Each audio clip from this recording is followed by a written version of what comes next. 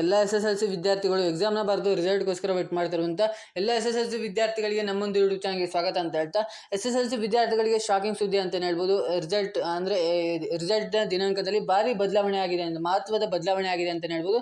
So ಏನಾಗಿದೆ ಎಲ್ಲದ್ರ ಬಗ್ಗೆ ಡಿಸ್ಕಸ್ ಮಾಡೋಣ. ಅಷ್ಟೇ ಅಲ್ಲದೆ ಮೌಲ್ಯಮಾಪನ, ನಿಮ್ಮ ಒಂದು ಪೇಪರ್ ಕರೆಕ್ಷನ್ ಅನ್ನೋದು ಮುಗಿದಿದೆಯಾ, ಯಾವಾಗ ಪೇಪರ್ ಕರೆಕ್ಷನ್ ಅನ್ನೋದು ನಿಮ್ಮ ಒಂದು ಮೌಲ್ಯಮಾಪನ ಅನ್ನೋದು ಕಂಪ್ಲೀಟ್ ಆಗುತ್ತೆ. ಹಾಗೆ ನಿಮ್ಮ ಪೇಪರ್ ಕರೆಕ್ಷನ್ ಮೌಲ್ಯಮಾಪನ ಅನ್ನೋದು ಸ್ಟ್ರಿಕ್ಟ್ ಆಗಿರುತ್ತೆ ಅಥವಾ ಲಿಬ್ರಲ್ ಆಗಿರುತ್ತೆ, ಹೇಗೆ ನಿಮ್ಮ ಒಂದು ಪೇಪರ್ ಕಲೆಕ್ಷನ್ ಅನ್ನೋದು ನಡೆಯುತ್ತೆ. ಹಾಗೆ ಹಿಂದಿಗೆ ಸಂಬಂಧಪಟ್ಟಿದಂತೆ ಗ್ರೇಡ್ ಕೊಡ್ತಾರೆ ಅಥವಾ ಗ್ರೇಸ್ ಮಾರ್ಕ್ಸ್ ಏನಾದರೂ ಹಿಂದಿಗೆ ಸಂಬಂಧಪಟ್ಟಿದಂತೆ ಸಿಗುವ ಚಾನ್ಸಸ್ ಇದೆಯಾ. ಸೊ ಅಷ್ಟೇ ಅಲ್ಲದೆ ಸಪ್ಲಿಮೆಂಟ್ರಿ ಎಕ್ಸಾಮ್ ಏನಾದರೂ ಸಪ್ಲಿಮೆಂಟ್ರಿ ಎಕ್ಸಾಮ್ ಇರುತ್ತಾ, ಸೆಕೆಂಡ್ ಎಕ್ಸಾಮು. ಸೊ ಎಲ್ಲಾದರೂ ಹಾಗೆ ರಿವ್ಯಾಲ್ಯೂಯೇಷನ್ಗೆ ಯಾವಾಗ ಅಪ್ಲೈ ಮಾಡೋದು, ಏನಾದರೂ ಫೇಲ್ ಆಗಿದ್ದರೆ ಅಥವಾ ಮಾರ್ಕ್ಸ್ ಏನಾದರೂ ಇಂಪ್ರೂವ್ಮೆಂಟ್ ಬೇಕಾದರೆ ರಿವ್ಯಾಲ್ಯೂಯೇಷನ್ಗೆ ಯಾವಾಗ ಅಪ್ಲೈ ಮಾಡೋದು, ಹಾಗೆ ಯಾವ ವಿದ್ಯಾರ್ಥಿಗಳನ್ನು ಪಾಸ್ ಮಾಡಲಾಗುತ್ತೆ, ಯಾವ ವಿದ್ಯಾರ್ಥಿಗಳನ್ನು ಪಾಸ್ ಮಾಡಲ್ಲ, ಹಾಗೆ ಗ್ರೇಸ್ ಮಾರ್ಕ್ಸ್ ಏನಾದರೂ ವಿದ್ಯಾರ್ಥಿಗಳಿಗೆ ಈ ವರ್ಷ ಸಿಗತ್ತಾ, ಹಾಗೆ ಎಲ್ಲದರ ಬಗ್ಗೆ ಈ ಒಂದು ವಿಡಿಯೋದಲ್ಲಿ ಕಂಪ್ಲೀಟಾಗಿ ಡಿಸ್ಕಸ್ ಮಾಡೋಣ. ಅದಕ್ಕಿಂತ ಮುಂಚೆ ನೀವೇನಾದರೂ ಫಸ್ಟ್ ಟೈಮ್ ನಮ್ಮೊಂದು ಯೂಟ್ಯೂಬ್ ಚಾನಲ್ ನೋಡ್ತಿರೋ ವಿಡಿಯೋಗೊಂದು ಲೈಕ್ ಕೊಡಿ, ಹಾಗೆ ಚಾನಲ್ನ ಸಬ್ಸ್ಕ್ರೈಬ್ ಮಾಡ್ಕೊಂಡಿಲ್ಲ ಅಂದರೆ ಸಬ್ಸ್ಕ್ರೈಬ್ ಮಾಡಿಕೊಂಡು ವಿಡಿಯೋನ ಶುರು ಮಾಡೋಣ.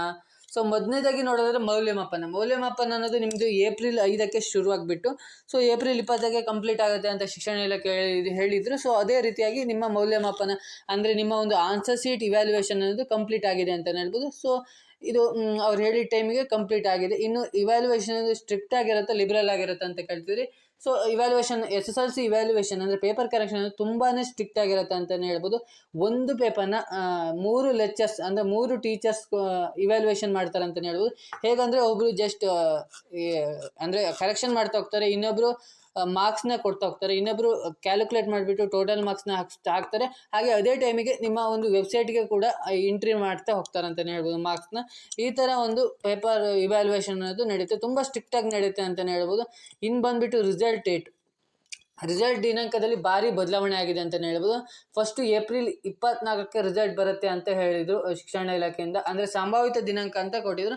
ಸೊ ಇದೀಗ ಮುಂದೆ ಹೋಗಿದೆ ಅಂತಲೇ ಹೇಳ್ಬೋದು, 1-2 ದಿನ ಮುಂದೆ ಹೋಗೋ ಚಾನ್ಸಸ್ ಇದೆ. ಏಪ್ರಿಲ್ 24ಕ್ಕೆ ಬರೋದು ಡೌಟ್ ಅಂತ ಶಿಕ್ಷಣ ಇಲಾಖೆಯಿಂದ ಆಗಿರ್ಬೋದು, ಈ ಇನ್ಸ್ಟಾಗ್ರಾಮ್ ಆಗಿರ್ಬೋದು, ವೆಬ್ಸೈಟ್ ಆಗಿರ್ಬೋದು, ಆರ್ಟಿಕಲ್ ಆಗಿರ್ಬೋದು, ಎಲ್ಲ ಕಡೆ ನೀವು ನ್ಯೂಸ್ ಪೇಪರ್ ಕೂಡ ನೋಡಿದರೆ ಸೊ ಅಲ್ಲೂ ಕೂಡ ಬರ್ತಿದೆ ಅಂತಲೇ ಹೇಳ್ಬೋದು. ಸೊ 1-2 ದಿನ ಮುಂದೆ ಹೋಗುವ ಚಾನ್ಸಸ್ ಕೂಡ ಜಾಸ್ತಿ ಇದೆ ಅಂತಲೇ ಹೇಳ್ಬೋದು.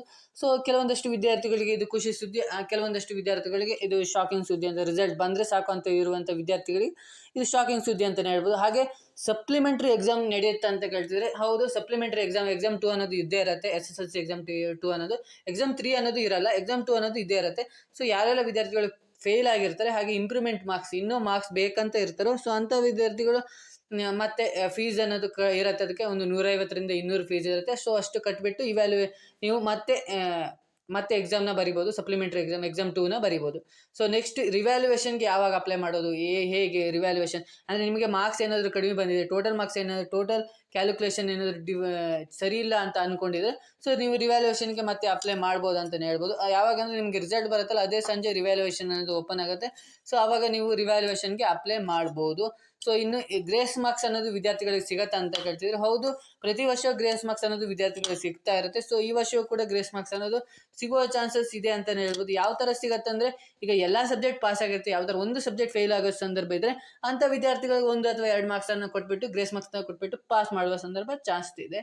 ಸೊ ಇನ್ಯಾವ ಥರ ಗ್ರೇಸ್ ಮಾರ್ಕ್ಸ್ ಸಿಗುತ್ತೆ ಅಂದರೆ, ಈಗ ಫಾರ್ ಎಕ್ಸಾಂಪಲ್ ಮ್ಯಾಥಮೆಟಿಕ್ಸ್ ಅಂತ ತಗೊಳ್ಳಿ, ಔಟ್ ಆಫ್ ಸಿಲೆಬಸ್ಸಿಂದ ಯಾವ್ದಾದ್ರು ಕ್ವಶನ್ಸ್ ಬಂದಿದ್ರೆ ಅಥವಾ ಕ್ವಶನ್ ನಂಬರ್ ಏನಾದರೂ ಮಿಸ್ಟೇಕ್ ಆಗಿದ್ರೆ ಅಥವಾ ಕ್ವಶನ್ಸಲ್ಲಿ ಏನಾದರೂ ಮಿಸ್ಟೇಕ್ ಇದ್ದರೆ ಸೊ ಆವಾಗ ನಿಮಗೆ ಮಾರ್ಕ್ಸ್ ಅನ್ನೋದು ಗ್ರೇಸ್ ಮಾರ್ಕ್ಸ್ ಅನ್ನೋದು ಸಿಗುತ್ತೆ, ಆ ಕ್ವಶನ್ಗೆ ನಿಮ್ಗೆ ಮಾರ್ಕ್ಸ್ ಅನ್ನೋದು ಸಿಗುತ್ತೆ ಅಂತಲೇ ಹೇಳ್ಬೋದು.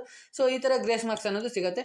ಯಾವ ವಿದ್ಯಾರ್ಥಿಗಳಿಗೆ ಗ್ರೇಸ್ ಮಾರ್ಕ್ಸ್ ಸಿಗಲ್ಲ ಅಂದರೆ, ಈಗ ಒಂದು ಸಬ್ಜೆಕ್ಟು ಫೇಲ್ ಆಗಿದ್ದರೆ ಓಕೆ, 4 ಅಥವಾ 3 ಸಬ್ಜೆಕ್ಟ್ ಫೇಲ್ ಆಗಿದ್ರೆ ಸೊ ಅಂಥ ವಿದ್ಯಾರ್ಥಿಗಳಿಗೆ ಗ್ರೇಸ್ ಮಾರ್ಕ್ಸ್ ಸಿಗಲ್ಲ ಅಂತಲೇ ಹೇಳ್ಬೋದು.